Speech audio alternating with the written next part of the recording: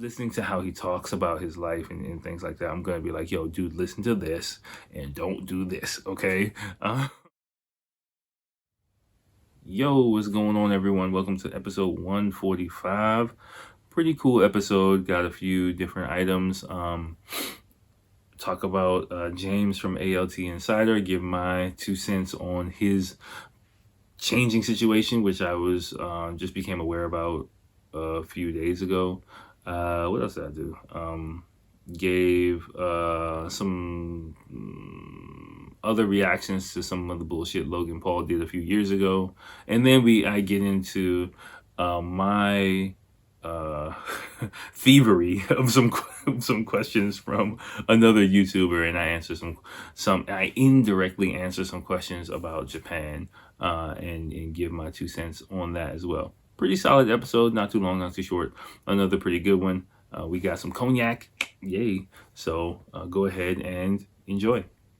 Boom, we back in the house. Hey, hey, hey, hey, hey, hey, hey, hey, hey, hey, hey. Hey, what's going on, everyone? Welcome to episode 145 of the podcast. Getting up for you guys. I got the big boy bottle of Pasta Cavassier.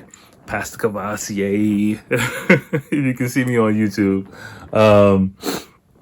But nah, it looks like I've been drinking a lot, but I really haven't. This is I cracked this bottle like about 2.5 weeks ago. And yeah, I really haven't been. Oh yeah, because it's been a bunch of daytime episodes. So and it's that much I drank, and I just poured a huge fucking glass of this shit with some ice just so that I wouldn't be. Oh fuck, that's probably gonna have me lit by the end of the episode, but you know how it goes. But no, I just poured a huge glass of it just so that I won't like keep pouring and shit like that. So, but yeah, that is kind of a pretty big glass of it. But whatever. You know, the more I drink, the more I talk. So, you know, my drinking episodes are kind of like I feel like the most entertaining ones. Not saying alcohol makes me entertaining, but you know, it helps just to loosen up things. Let me just make sure I am recording. Okay, I know. I know I need to stop doing this. A habit, but it is like a phobia that I talk for fucking 45 minutes and I check the videotape and there's nothing there on there. So I just gotta double check one time just to make sure, you know, so that I can just fucking chill the fuck out. But alright, so let me take off my slippers. Let me get comfortable. Take off my slippers. All right, so let's get into everything. I got a few things to talk about on this episode. Something I've never done before. I'm gonna try something a little bit new. See what happens with that too. But it's gonna be good. It's gonna be good. Let me get a little sippy sip because I had like a beer a couple of days ago, but I haven't really drunk any of this for a while. So let me, enjoy that flavor that I like to savor. Anybody know what that is? I'll let you know. Old Nate Dogg, St. Ives commercial back when in the 90s when they used to do get rappers to do St. Ives malt liquor commercials. By the way, the first 40 ounce I ever drank was a St. Ives. I remember it. 15 years old. Sorry, Dad. 15 years old. 15, hanging out with my friend. I drank a 40 ounce. And I was like, I did it. And I like peeled off the label. I'm going to save this label forever. That's like some stupid teenage shit to do. And then, of course, I think I threw up after that. Shortly after, the 40 ounce came back up. Yeah. Okay. Anyway. All right. So let's get. That was a random ass thought. All right. Whatever. Let's get into it. And so I got a lot of different things I want to talk about tonight. and I'm just gonna go down the list. I got a list of shit prepared. Got a bunch of stuff. It's getting kind of late in the night, so let me just get into it. Let's just get started. Let's get it going, and then we'll just pick up momentum as the episode goes. Let me stop bullshitting. So the first thing I have, Joshua in one of the comments of the previous episode, let me know about the ALT Insider podcast, which, if you remember, if you're a longtime listener, you'll know that several months ago, I went on that podcast and did an interview with James, the host of that. He contacted me randomly, found me and was like, yo, let's talk. So we chopped it up. I think a good, entertaining episode. He's a very different person than I am. He has a very different perspective about life in Japan than I do, which I found made a really interesting interview and conversation for myself as well. He had different perspective, lived in a different part of Japan, was an English teacher, but had in a different subset of the English study industry here in Japan, which is ALT, working in schools, which is something I never done, working with kids in elementary, junior high school, possibly high schools. I don't know in detail. I work in Akil, which is more private for-profit schools, conversational English schools, if you will. So very different systems, very different structures. And so, I'm black, he's white, it seems like we're from different parts of America. Where he lives now, from what he was saying, which I'm foreshadowing, he is in South Carolina right now. So, which seems like we're from very different parts of the country as well. For me, like, just digging into the background a little bit, the interview we did, brought up a few quite really interesting issues and things like that, which I think, me listening back to it and talking to him as well was quite stimulating for me. Now, the thing that Joshua brought up was the fact that recently he decided to get the fuck out of Japan, and him and his family, I think he has 2 kids maybe, and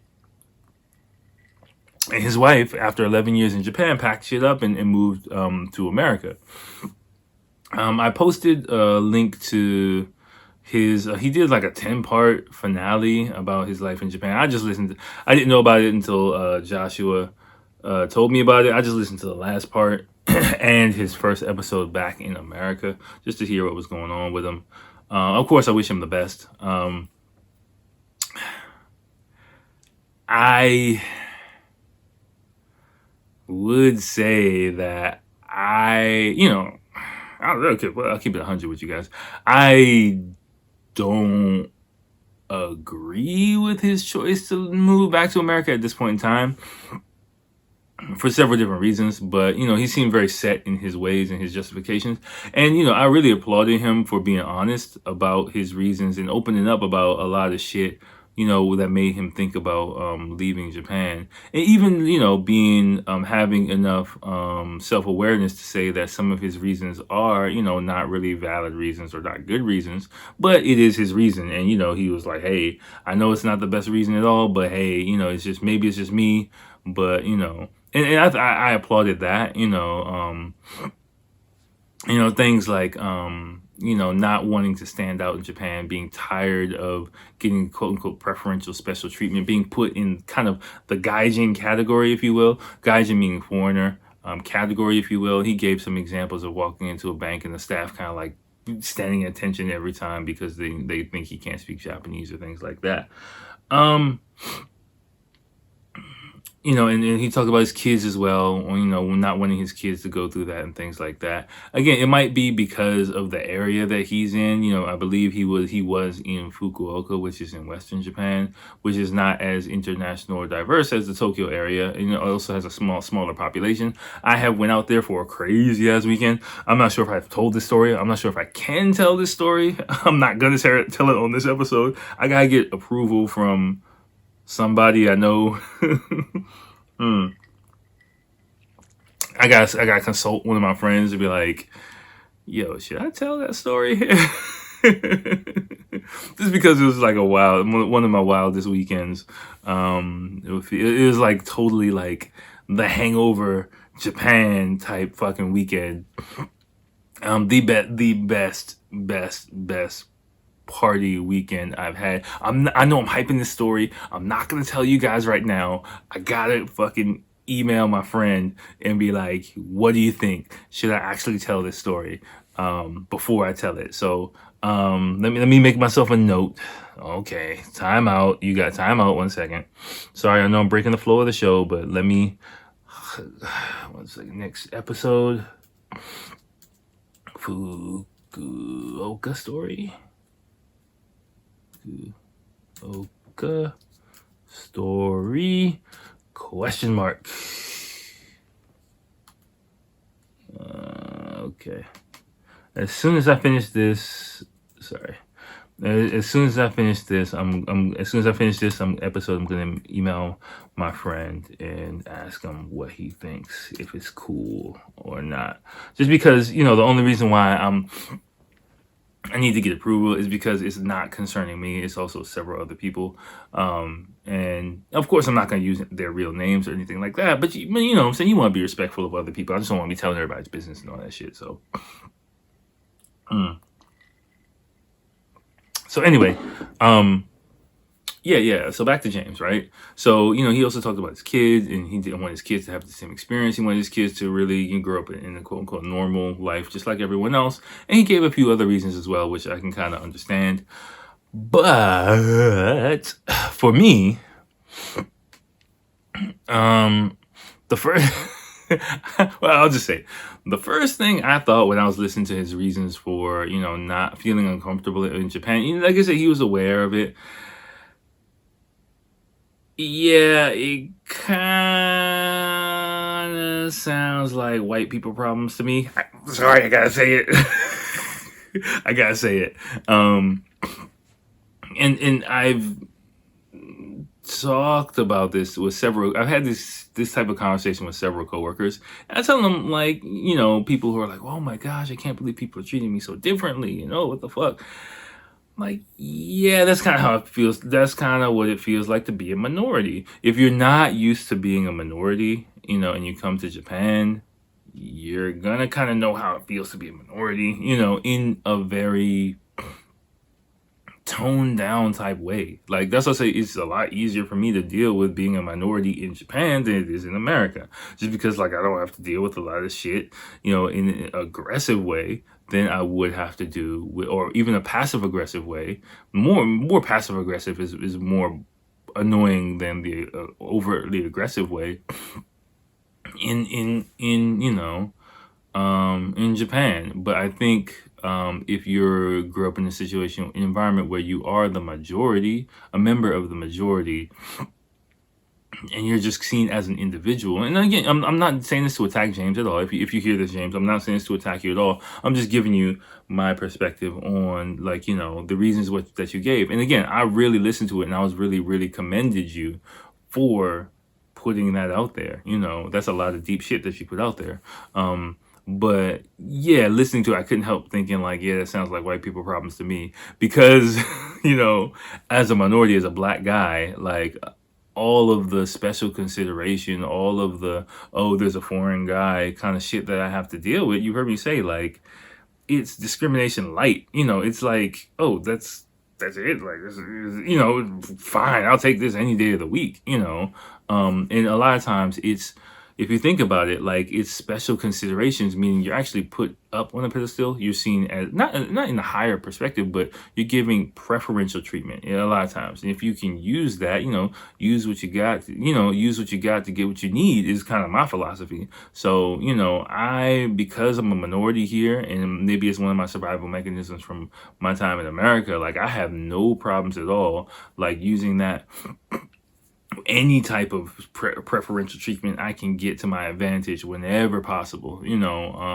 I do, that's my, like, little, like, trump card that I pull out whenever I have, or if I see that little window that I can slide through, I have no problems taking it at all, and I think, like, that's totally fine. But that's but I also know that, I'm a representative, I'm a diplomat of something greater. And that might be something that James might not have articulated, that he might not even have known himself, that the weight of being a diplomat, being representative of your race in general, your culture in general, wherever you go, being judged and evaluated, or your group, a larger group of people, being completely judged, evaluated based on your actions in one moment, might be a lot of weight for him, might have been a lot of weight for him to deal with, and he really didn't like that. But hey, that's me being a black dude, anywhere I go, like, you know what I'm saying? Like, I could be out drinking, and if I do something that people might not like, it's very easy to write it off as someone doing something black. I'm sorry, that's just what it is, especially in America. It happens in Japan too. I'm not gonna lie, but I know how to deal. But I can handle that, and it is not really a burden to me at all. Like, I don't know, maybe it's just my personality, maybe it's my upbringing, maybe a combination of both. But yeah, that wasn't really a thing. So,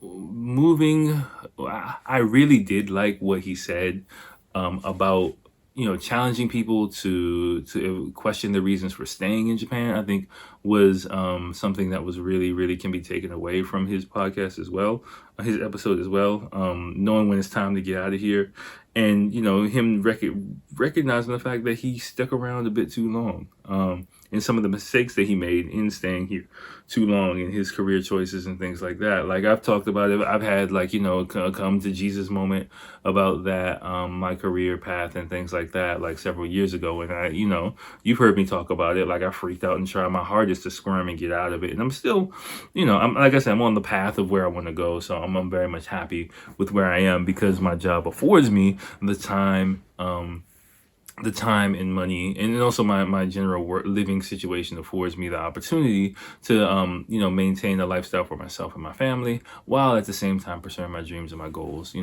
and especially in these times that we're living in, which is another reason why I'm kind of disagree with James. I mean, again, it's his family. He's the head of the family. Hey, he apparently has. It seems like he does translation. I think Joshua told me that, and he alluded to it as well. Doing translation online and things like that. So he seems like he has, a good amount of savings as well. But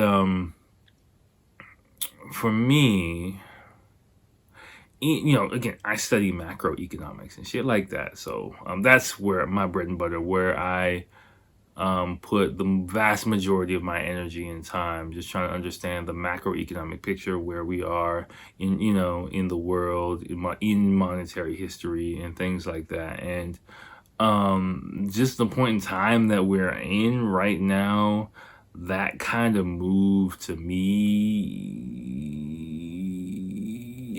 that next move isn't the best move, you know what I'm saying?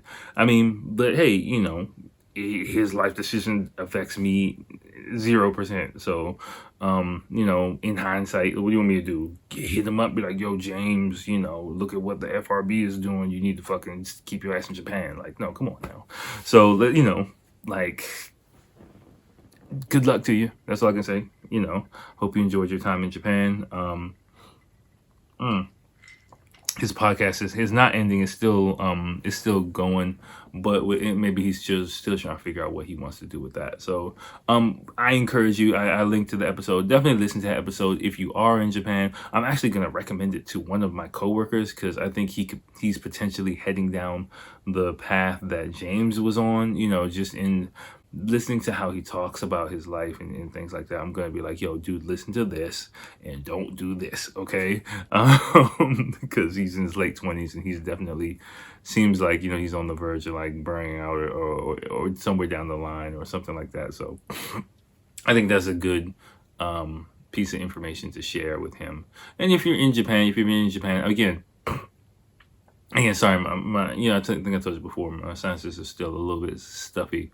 I think I told you, I lost my train of thought. I lost my train of thought, but whatever. Just listen to the episode and check it out. Show James some love wherever he's doing. Okay. Let's move on to Logan Paul's crazy ass, or dumbass, I should say. Even though he's like a professional boxer now, he knocked out Nate Robinson, which was all over the news recently. Of course, you saw it. I'm sure you saw it. For me, I felt bad for Nate Robinson because just the age that we live in. I've made a few posts about it in my private social media with other people who posting it. Like, we're just in the age where everything's documented and you can't fail at anything now. We're just all fake ass perfectionists. We're like, you know what I'm saying? Like, you can't be knocked out. You can't get caught digging up your nose. You can't get caught, like, slipping and falling on some ice. Like, like, you can't get into a fight. Like, I would be terrified if I was, like, a high school kid now, because anything that you do, if you get caught on camera, thank God, like, there were no cameras around when I was in my teens and 20s. Like, because all the stupid-ass shit that I was doing, that was gone forever. And, thank goodness. But nowadays, like, you can end up on World Star for like any day of your life, and that's just like crazy, and everybody, I mean, we laugh. I mean, I was like, damn, that was kind of like a crazy ass knockout. I felt the final one, I was like, oh, is he okay?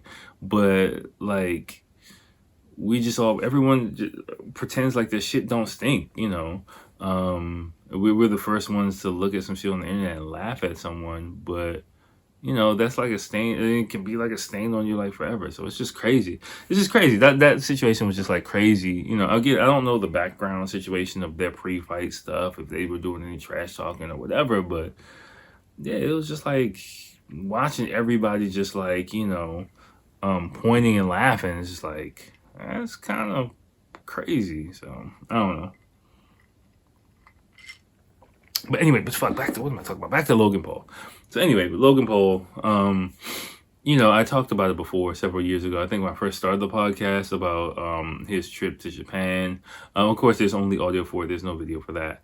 But several years ago, he made a really fucked up YouTube video about coming to Japan, and that was one of the videos that kind of got his YouTube shut down, or he took a big hit off YouTube, I guess, which made him go in other directions in his career, whatever the fuck he's doing. I don't know. Again, I don't really care about him too much, especially after that Japan shit.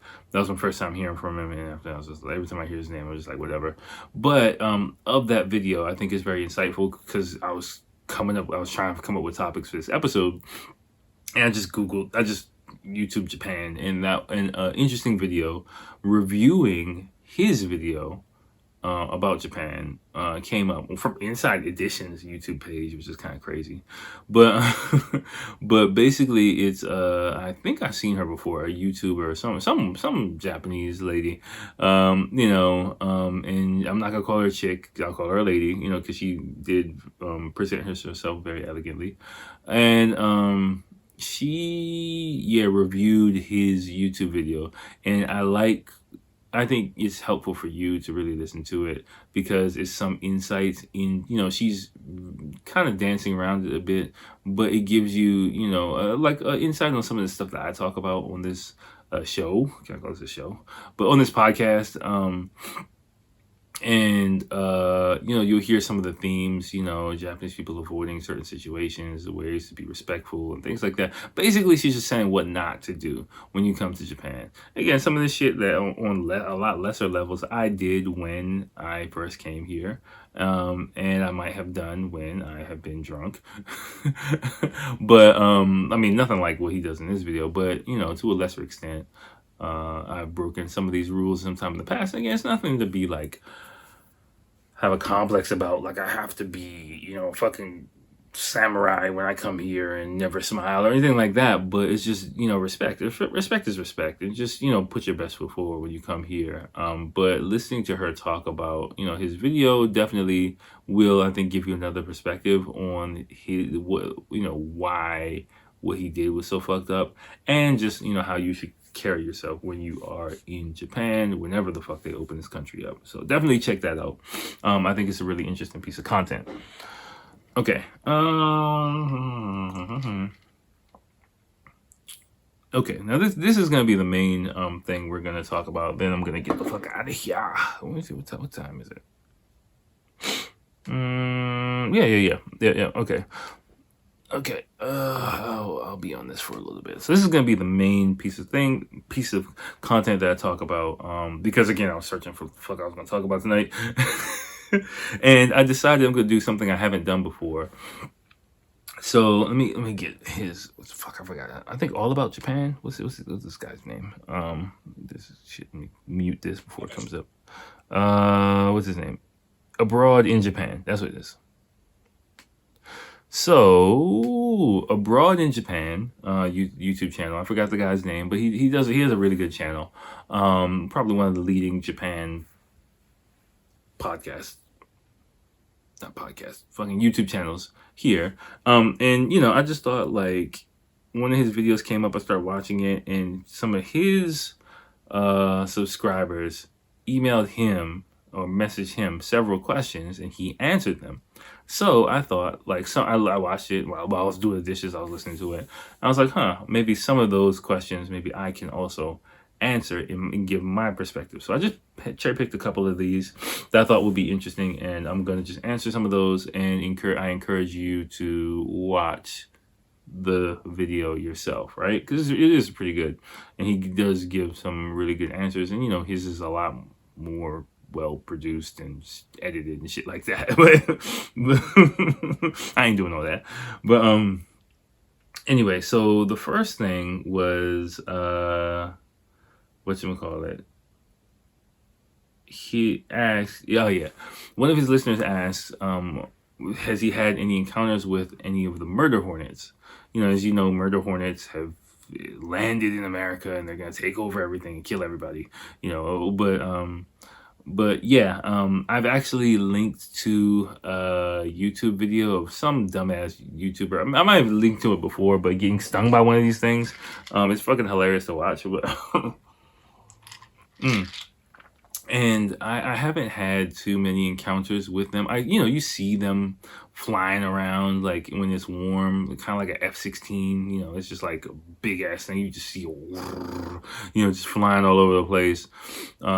It's like a fucking drone. It flies like a drone. I think I've talked about it before, and I think I've said in summer, like, actually, I believe my next door neighbor in one of like I did talk about this in the past, has a nest in somewhere in his house, but he doesn't realize it, because I was just seeing like in dusk, one solitary hornet kind of flying in there.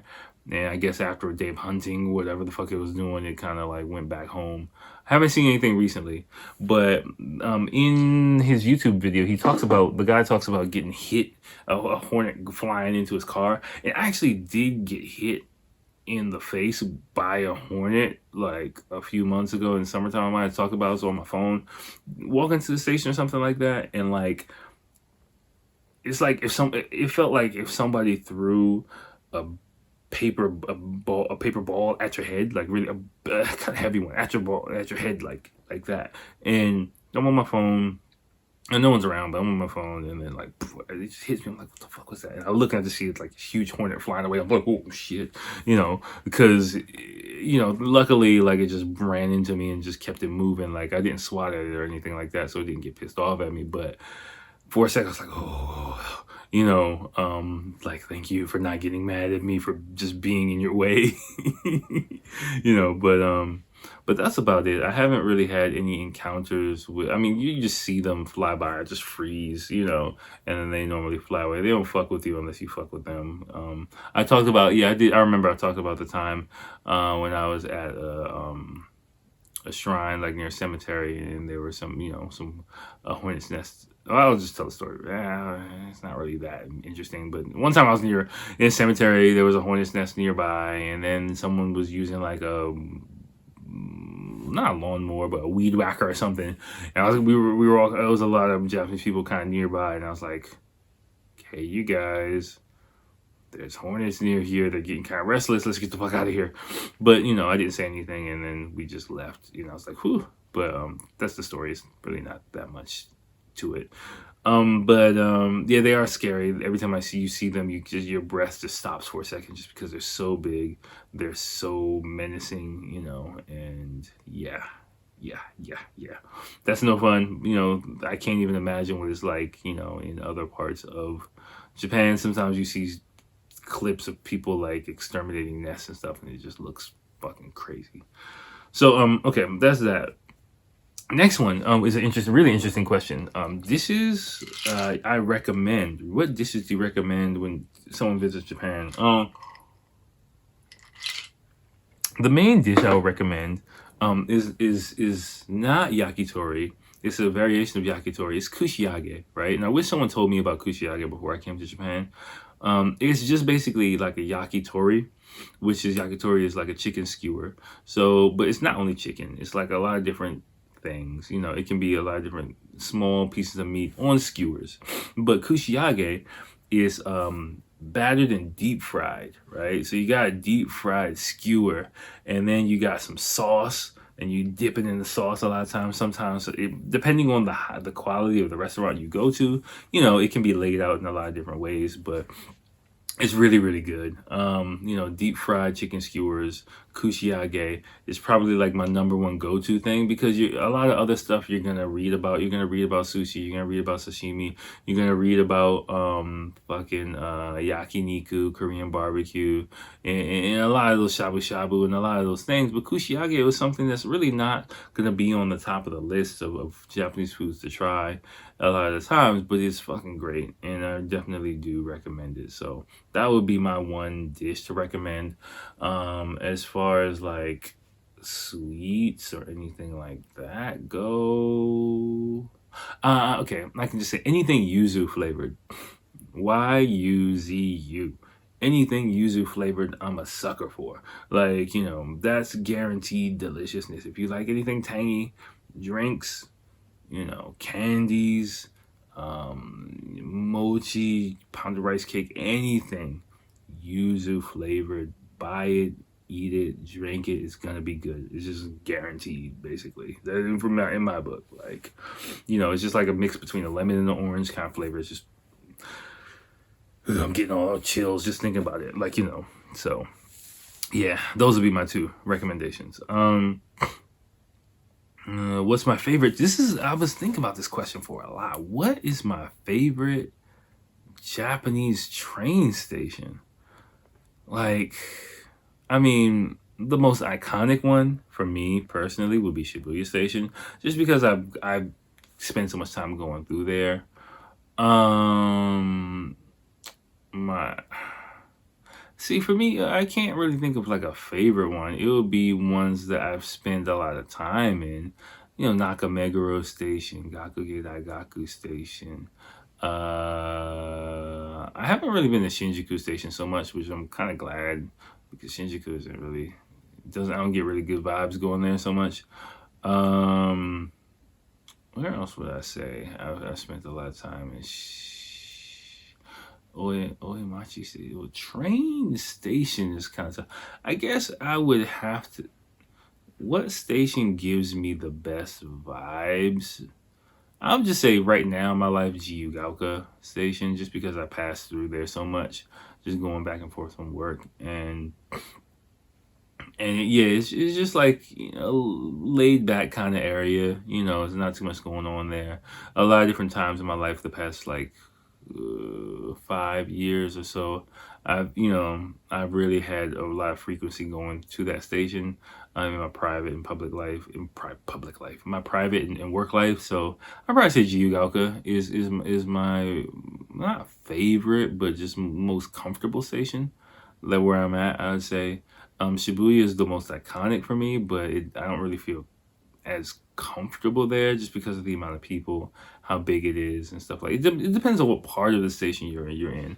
But those will probably be my two top answers. You know,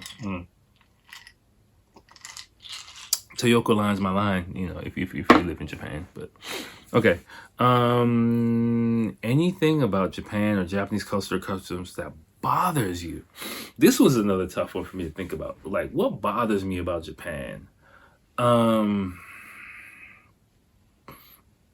If I had to say, I would say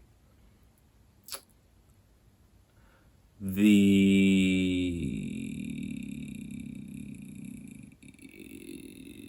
struggle for inclusion here. Right, and you know, James alluded to it. The special place you get, you're kind of you're put outside of the table, right? You don't get a seat at the table so easily here. That is probably the biggest thing. And I mean, I understand why, but you know, trying to get a seat at the table here is pretty rough. And the seat that you get, it might not be the seat that you want, which, you know, and so you gotta you gotta start carving up your own chair, basically, which is what I'm doing. I'm just like, I'm in woodshop class trying to make my own chair. I'm plop it down on the table, like, damn it, I'm here. You know, that's pretty much what I'm doing. So that will probably be the one main thing that bothers me. Earthquakes bother me, of course. You know, that's no fun. The looming possibility of the big earthquake, you know, is something that's not really cool. But on a daily, you know, my life here is really peaceful. Like, there isn't really much that gets to almost anything that gets to me. I mean, what bothers me? Okay, I got one thing that bothers me recently. Old people on the road. The amount of dangerous old people on the road. I'm starting to notice it really. It's like, holy shit. Like, like, what the fuck are y'all doing out here? Like, you know, old people on bicycles, like, just people with no sense.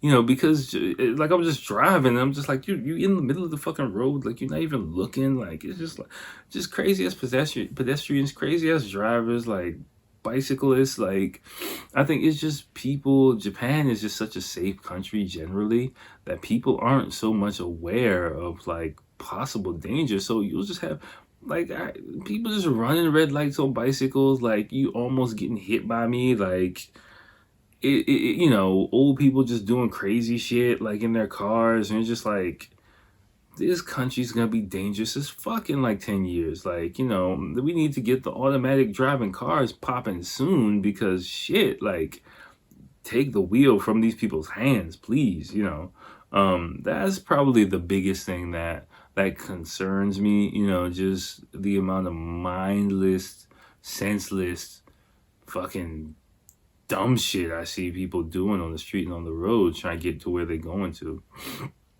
That would be about it. But, you know, that's not a major gripe. And on the train, that's not really an issue at all. It's just like on the road, man. Like, sometimes I'm just like, I mean, I don't get road rage. I'm just like, I just gotta laugh at it. Like, wow, I can't believe you just did that shit. Good luck to you in life, buddy. But that's about that. So yeah, that'll be it. But again, I encourage you to check out the original video, which is in the link. You know, I think it's pretty good, pretty entertaining stuff. I watched the whole thing myself, and you know, I was entertained. So I think you will be as well. So that's about it. There's nothing else really that I need to talk about. So I gotta message my friend about this story. So hopefully in the next episode I'll have a pretty crazy story from what I can remember. I'm not sure. Did I even tell that story? I might have told pieces of this story. But if my friend gives me the okay, I'll tell the story in its entirety of this crazy ass trip that I took, which is fucking fun. We still talk about it to this day. But yeah, I'll talk about it. Maybe not. We'll find out. So all right, y'all. Thanks for watching again. I hope you had a great Thanksgiving holiday wherever you are. And it's December. We're getting ready to power through to the end of the year. So have a great week. Have a great day. Have a great life. And I'll holler at you next time. Peace.